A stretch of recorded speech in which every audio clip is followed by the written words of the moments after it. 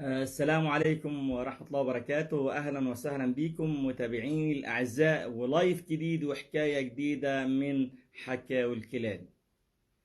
بعض الدقائق أو لحظات نستنى الناس تطلع معنا في اللايف عشان نتكلم في الموضوع مهم جدا، وما هو موضوع اللي شاغل كل المصريين النهاردة وخلال الأيام اللي فاتت، وهو موضوع الارتفاع الجنوني للدولار وانهيار الجنيه المصري.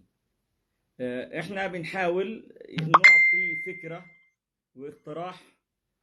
ان شاء الله اتمنى ان الفكرة بتاعتي توصل للمسؤولين في مصر. ان احنا ممكن بفكرة بسيطة نلاقي الحل السحري لإنقاذ الاقتصاد المصري من الانهيار. الموضوع فكرة نديها، يعني بما اننا احنا مغتربين في الخارج، وخلال السنوات اللي فاتت كان تقريبا المغتربين المصريين او تحويلات المغتربين المصريين بالخارج حوالي 32 مليار جنيه، وهي تقريبا او 2 تقريبا مليار دولار، وهي دولار عفوا، وهي الرافد الرئيسي للاقتصاد المصري، اكتر من السياحة واكتر من الزراعة واكتر من قناة السويس، وكانت التحويلات العاملين بالخارج. طيب انا هقول فكرة بسيطة جدا، اتمنى ان حد يوصل فكرتنا. الفكرة بسيطة جدا. احنا اي مغترب مصري بيكون نازل مصر ده لمصلحة الطرفين، لمصلحة بلدنا ومصلحة المغترب اللي بيكون شقيان طول عمره، واحيانا لما بينزل معاه قرشين او مثلا معاه مستحقات نهاية الخدمة بتاعته، بيقعد كام سنة مش عارف يتأقلم، ما عندوش وظيفة، ما عندوش حاجة، مش عارف يفتح مشروع، لأن الوضع بالنسبة له مختلف. وناس كتيرة جدا من زمايلنا نزلوا قبل 5 سنين وقبل 10 سنين، وللأسف خسروا كل مدخراتهم ورجعوا تاني وعاوزين يرجعوا تاني، يعني عايزين يرجعوا تاني الخليج،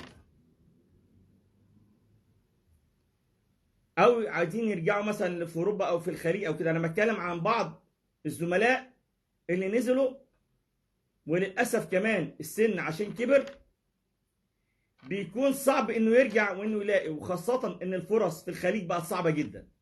طيب الحل ايه؟ انا بقترح ان يتعمل صندوق استثمار بالدولار للعاملين بالخارج،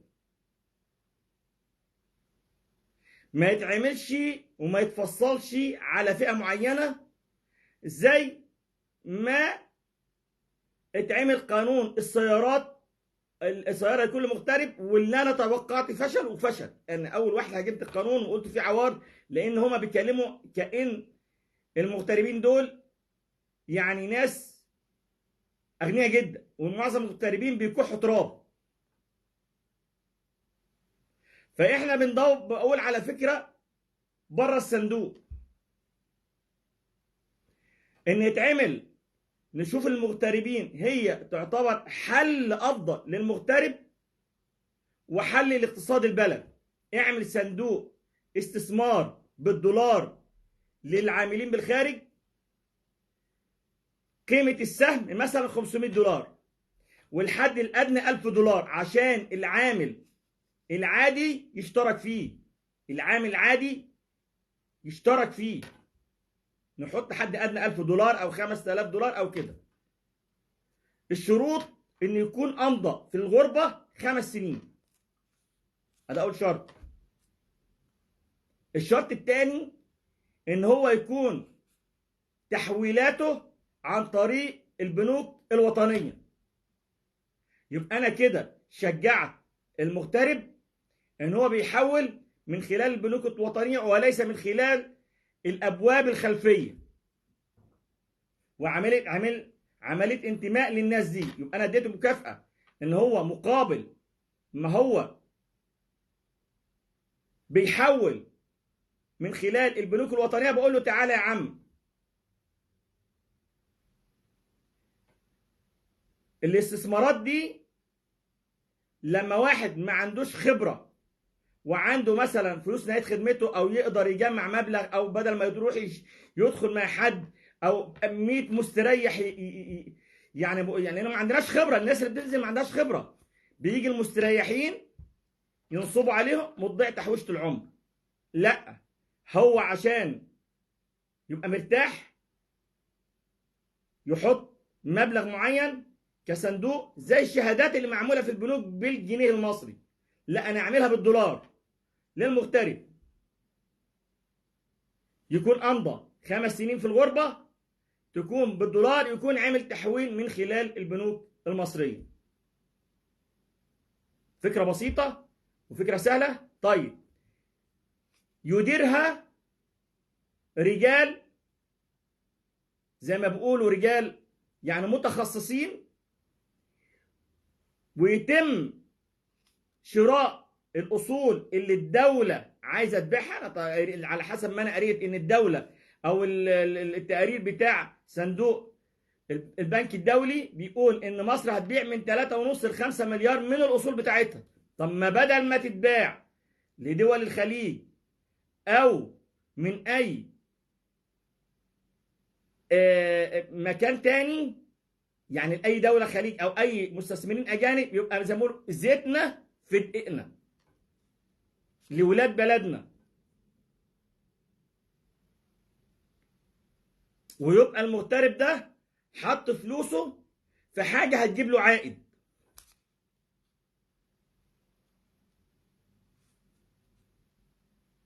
وانا ضمنت ان الناس البسيطه العاديه هتقدر تشتري، بدل ما انا بعمل لفئه معينه زي ما انا عملت موضوع سياره لكل مغترب، مش عارف يحط ايه ويحط ايه. محدش اشترى، محدش عارف يشتري سياره خلال 3 سنين يروح يشتري سياره بقد كده ويحط عليها قد كده. طب منين؟ الناس ما معهاش. لكن لما انا اقول له تعالى في صندوق استثمار هتشترك فيه، مش كل الناس عايزه تشتري سيارات، مش كل الناس معاه فلوس تشتري سيارات، لكن يقدر يحوش مبلغ بسيط. يعملوا لايك يا جماعه، يا ريت الناس اللي بتتابعني تعمل لايك. لكن من خلال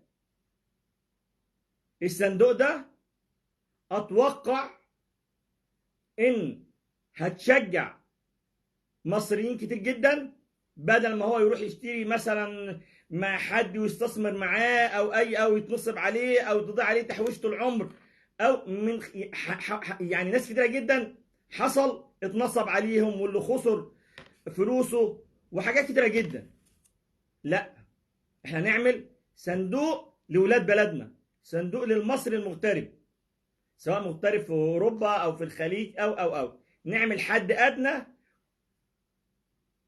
$1000 او $5000 اللي هم المختصين يشوفوه، بس يا ريت ياخدوا اراء ناس مغتربين، ناس جوه الصندوق، مش ناس قاعده في مكيفات وقاعدين ما يعرفوش حاجه عن المغتربين.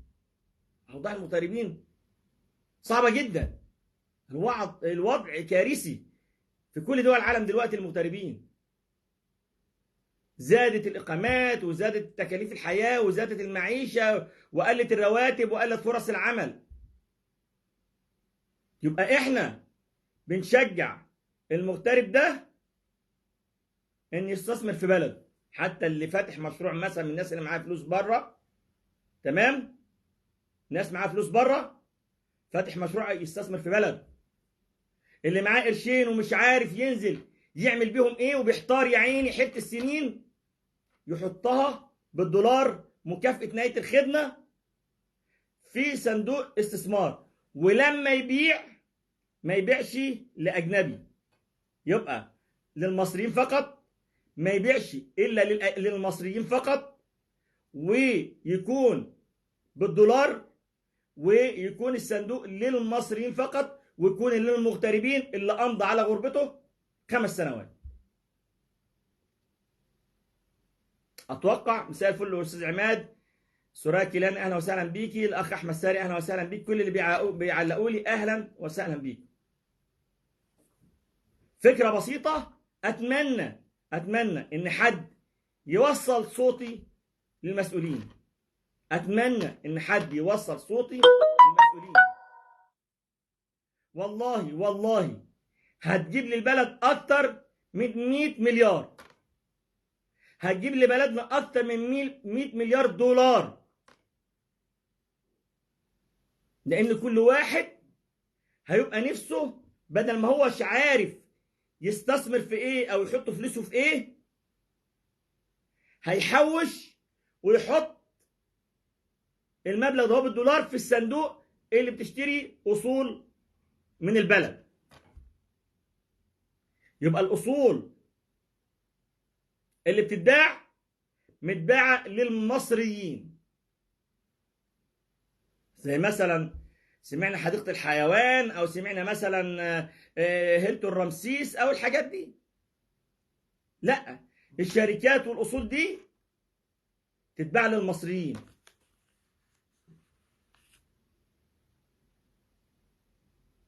اخت سهام الكيلاني اهلا وسهلا بيك، منوره اللايف، وكل الناس اللي منورين اللايف اهلا وسهلا.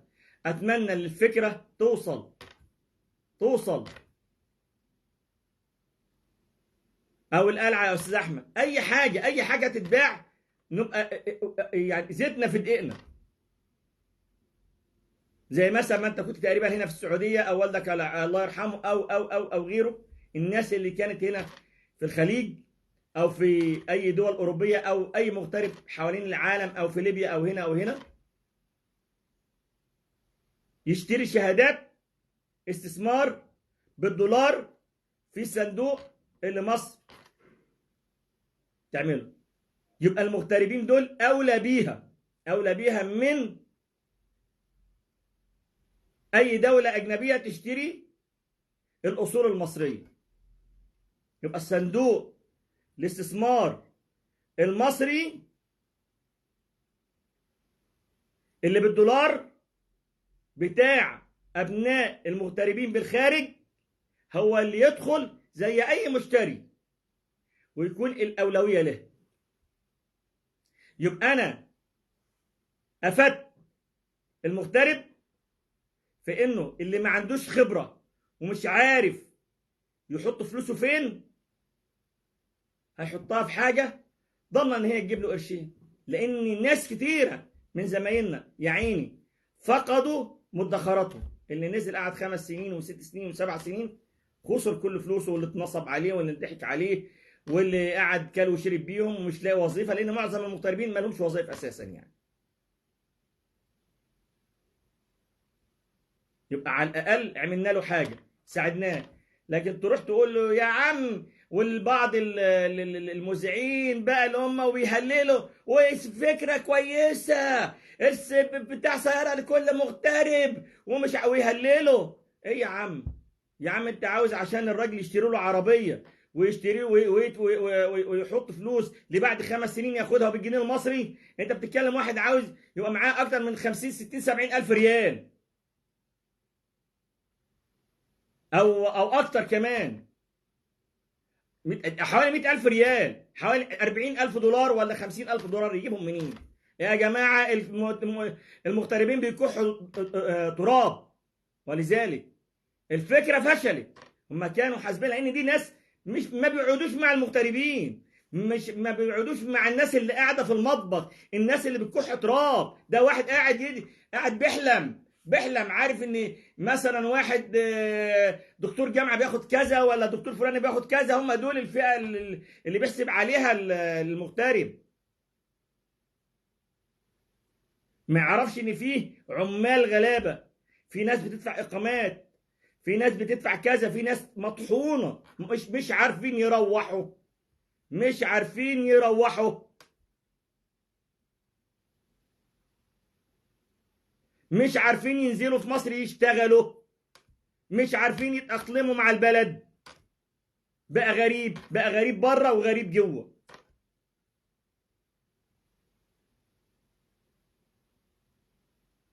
تقول له سيارة مش عارف بكام. هي دي المكافأة اللي عملتها للمغترب اللي أنقذ مصر أيام الثورة،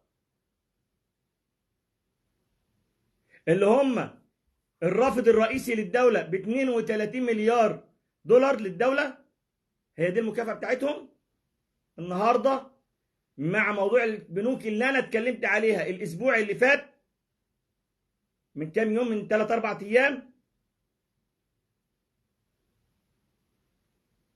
بإن أنا شفت مغتربين بيحولوا من خلال، بيدي هنا فلوس لاي حد يقول يا عم وصلها لي، ولا بنك ولا بتاع. بدل مراته تتبهدل وتروح طول النهار تتبهدل وتتبهدل في البنوك والكلام ده، خلاص واحد عن طريق بياخد الفلوس من هنا، وعن طريق فودافون كاش بيحولها الفلوس وبسعر السوق السوداء.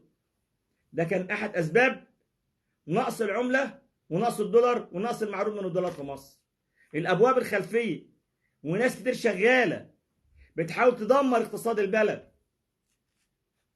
التجار ورجال الأعمال وبعض الناس عاملين صبيان ديلر لهم في الدول الخليج، يجمعوا فلوس ويجمعوا دولارات ويحولوها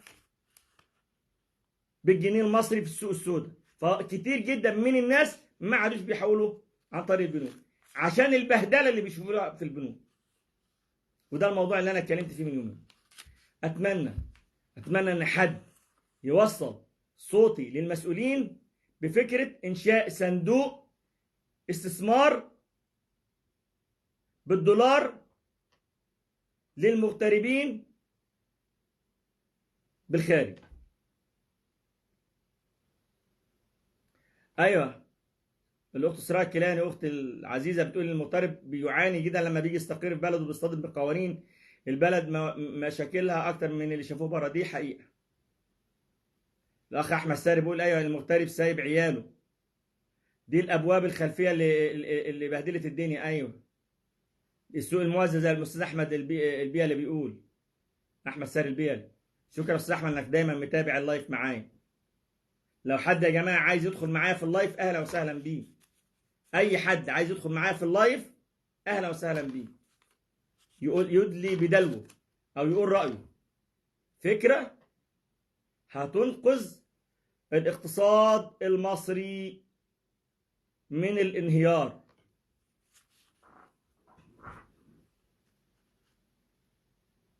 يا ريت حد يوصل فكرتنا للمسؤولين في الدولة. فكرة بسيطة وسهلة، فكرة بسيطة وسهلة لصالح الطرفين، لصالح المغترب المصري في أي دولة من دول العالم، وإنه يحط في صندوق آمن ويحط فلوسه بشهادة بالدولار، وفي نفس الوقت الدولة تستفاد بالدولار، وفي نفس الوقت الدولة لما تبيع الأصول بتاعتها تبيعها لأبناء العاملين بالخارج. والله الفكرة دي لو اتطبقت لا تجيب أكثر من 100 مليار دولار، بس يكون الحد الأدنى 1000 دولار أو 5000 دولار عشان الناس الغلابة العادية يدخلوا. ما اعملهاش على قد فئة معينة واحطها الحد الأدنى 50,000 دولار لا، الحد الأدنى 1000 دولار ولا 5000 دولار، يكون عدى على غربته 5 سنين، يكون مثلا عمل عملية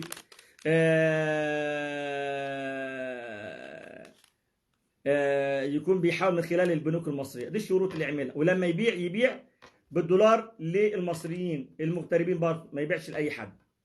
والله الفكرة هتنجح، والله الفكرة هتنجح، بس مين يوصل فكرتنا؟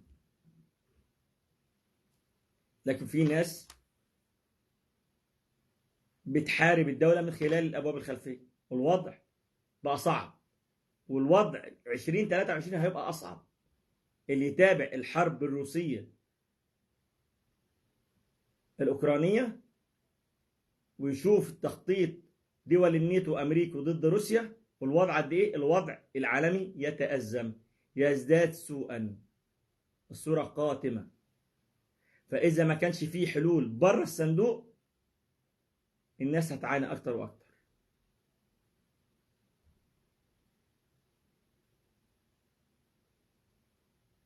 جيهان مملوك، أهلا وسهلا بيك، منوراني اللايف يا جميل، حبيبتي الغالية.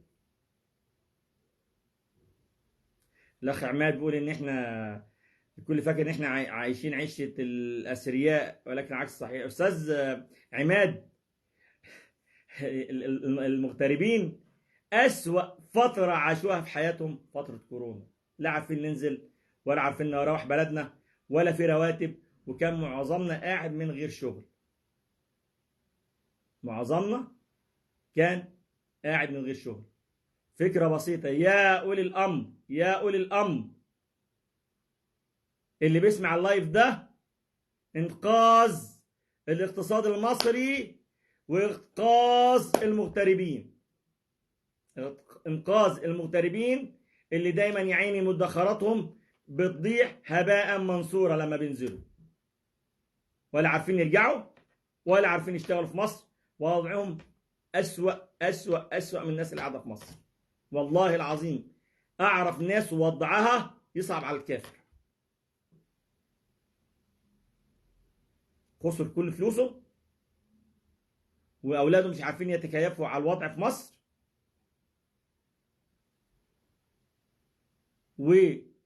ومصاريفهم عالية ومفيش مصدر دخل، وخسروا كل فلوسهم وكل مدخراتهم، لا شيء لا شغل في مصر. والنهارده ناس كتيرة جدا من زمايلنا جايبين زيارات يدوروا على شغل هنا، والوضع مفيش شغل، والوضع وحش جدا، الوضع وحش جدا، والسن كمان بيكون كبر، والشركات بتدور على السن الصغير، السن الصغير اللي يعرف يشتغل. معظم الناس اللي نزلت عندها 45 سنة ولا 48 سنة، راجع عنده 55 سنة ولا 58 سنة زي حالتنا و55 سنة زي حالتنا. الشركات تقول لك لا أنا عايز واحد صغير في السن، 30 35 23 25 بالطريقة دي. كل الشركات بتفضل العمر ده. أتمنى من أولي الأمر في بلدنا المسؤولين أن ياخدوا بالفكرة دي ويدرسوها وبسرعة ويطبقوها. والله الموضوع هيجيب فلوس كتيرة جدا، ويجيبوا يعني استثمارات لبلدنا ومن خير بلدنا، بدل ما انتوا رايحين تجيبوا صندوق استثمار من الصندوق الدولي ب 3 مليار او 3.5 مليار، وصندوق الصندوق النقد الدولي بيبيع ويشتري فينا ورفع الدعم واعملوا واخر بهدله. لا، بفلوس المصريين وابناء المصريين العاملين بالخارج نقدر ننقذ الاقتصاد المصري. نتمنى ان الفكره دي توصل، وكل مره هتكلم على الفكره دي. واشكر كل الناس اللي بيتابعوني في اللايف، والى اللقاء في حلقه جديده ولايف جديد وحكايه جديده من حكاوي الكلام، في رعايه الله.